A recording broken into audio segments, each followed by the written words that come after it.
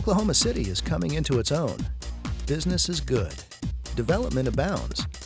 Dozens of upscale restaurants, luxury hotels, high-end apartments and condominiums, and the early stages of a world-class riverfront development is prosperity enough to make the whole country talk about the future of Oklahoma City. And it's bright. A bright enough future to cast a pretty long shadow.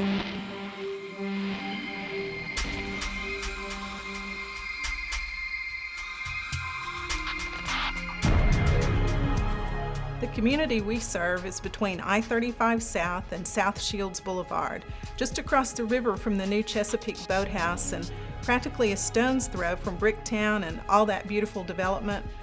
All those places where our families only dream about visiting and could never afford to go as customers. It's not easy to grow up in this neighborhood. It's hard, and I think for my children, I struggle. Sometimes it's really scary around here. The gangs, they really are not. It's really like two different worlds. You have people out in Bricktown, out on the town, enjoying themselves, spending money, and then you have these kids that have to think about gangs and guns and hunger. These families could eat for a week on what you or I would spend in one of those steakhouses over there in one night. Scheidler Elementary serves more than 350 children from pre-K to 5th grade. Most of these children live within 6 to 8 blocks of the school, a neighborhood with the second highest rate of violent crime and abuse in all of Oklahoma. This neighborhood is also at the top of the list for poverty in the state. 99% of the children at Scheidler Elementary qualify for free lunch program, and 46% of them won't stay in school past the 9th grade. Growing up in this neighborhood is very difficult. Kids here in this neighborhood have to deal with drugs, they have to deal with gangs, they have to deal with single-parent homes, they have to deal with a lot. They have a lot in their backs. They don't have that person sometimes to actually just say, oh, you're doing a good job, or, you know, or a hug, or sit down and actually listen. I think that they are like street children. They walk up and down in the evenings, okay, after school, no guidance. They have a hard time because they don't have a model that they can follow, and it's a difficult environment. Right. The parents also try caring for them the best they can, but due to the lack of resources and skills that the parents have, they just feel that they can't give their children what they really need. Mainly, I think they're looking for somebody to care for them, to tell them, I love you.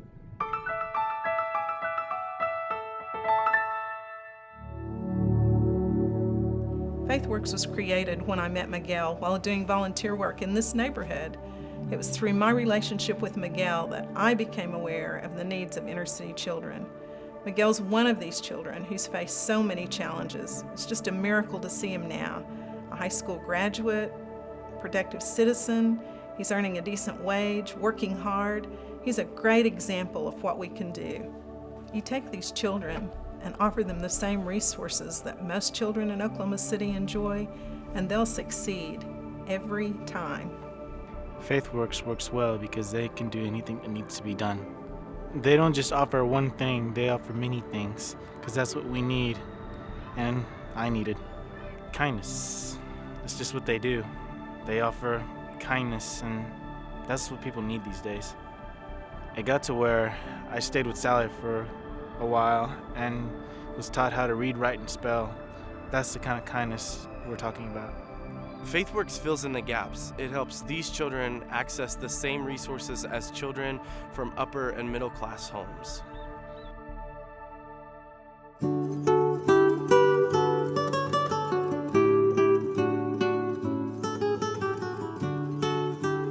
The children of this neighborhood need an organization like Faithworks because oftentimes they don't have the resources or even know how to get to those resources. And with Faithworks, they're right there in the community. They're in the streets, they're at their door. They're talking to the kids every day at school. They're working with each family, whether it be the mother, the grandmother, the father, the aunt, or the cousin. And oftentimes by having someone come and be there for them and be a big, strong presence in the community, it allows them to get those necessary resources that they need. I like going to Wish Kids because it's fun and they teach when we read. Everybody helps everybody and my friends are there, and it's for friends and to learn. I think that they really need Faithworks in here to teach them about God, and that we're really here because we care. But it's good for them to learn about God, and this faith work is working. So hopefully we're praying that we can get some help for us needy people.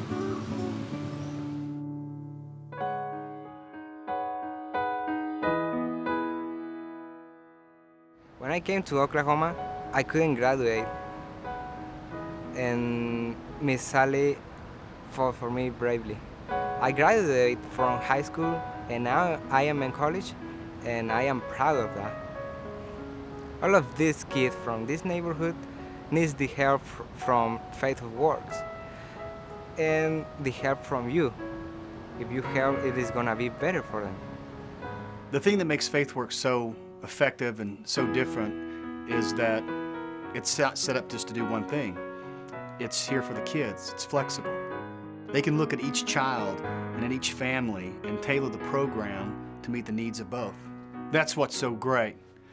They're here to help in any way. When a family is in crisis, Faithworks supports them. And when things are going well, Faithworks is still there teaching and working on each child's future, moving them in the right direction.